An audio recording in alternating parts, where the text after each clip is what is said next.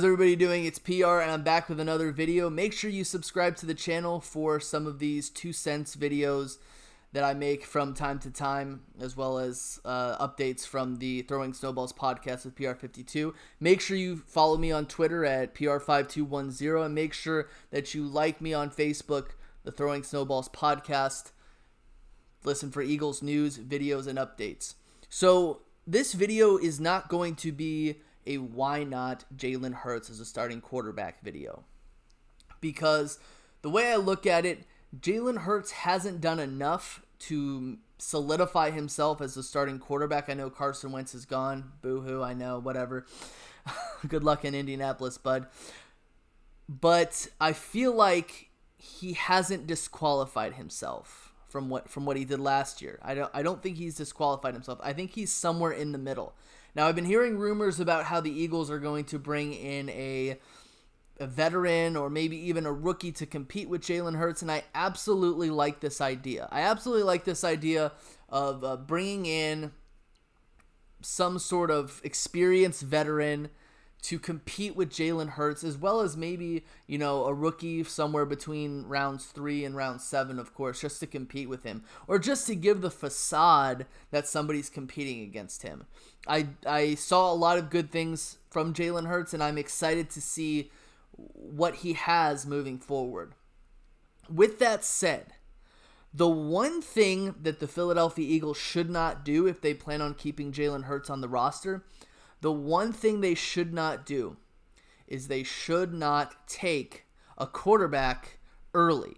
That first overall pick at number 6. They should not take a quarterback. Now, there are some pretty good quarterbacks out there, guys who you could probably find in the first round of any draft. Justin Fields from Ohio State, Heisman runner-up candidate, I believe. Trey Lance from North Dakota State. He's pretty talented, but I don't want any more of North Dakota State. Zach Wilson, who a lot of people are saying is, the best quarterback in the draft. A lot of people, but not most people. As well as Mac Jones from Alabama. These guys are guys who you'd expect to possibly be the starter game 1 of their first year, or somebody who you'd expect to eventually be the starter sometime during their first year. Now, last year, the Eagles drafted Jalen Hurts, and we all hated it. I booed it, not because of Jalen Hurts, just because of the fact that I felt like this was going to cause problems, and it did. Not Jalen Hurts' fault, but also because I felt like there were guys in the second round who we could have taken, but instead we decided to start a quarterback factory. Thanks a lot, Howie. That quarterback factory name should go right next to Vince Young's dream team as one of the stupidest things anyone on the Philadelphia Eagles in history has ever said. Just put it right there as a trophy so we can all look at it and laugh at how dumb it was.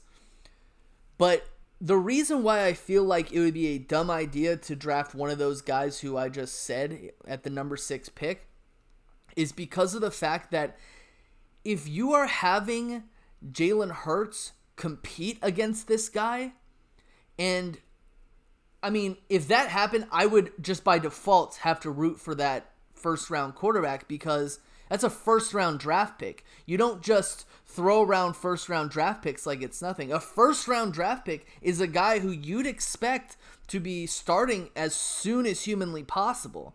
And if it's a quarterback, you'd hope that guy would be starting sometime in the near future. But the fact of the matter is that if you had Jalen Hurts still on the team and he was competing against, again, a Trey Lance, Zach Wilson, Justin Fields, Mac Jones, if he was competing against one of those guys, the worst thing that could happen is Jalen Hurts winning that competition, and now Jalen Hurts is your quarterback moving forward, and you have a top 10 draft picked quarterback who's riding the bench. And in an unlikely situation, you would not be able to get a first-round draft pick for that guy. So you would essentially be screwed. You'd be screwed. So in my mind, if the Eagles draft a quarterback in the first round, one of those 4 guys that I mentioned, Jalen Hurts better be off the team.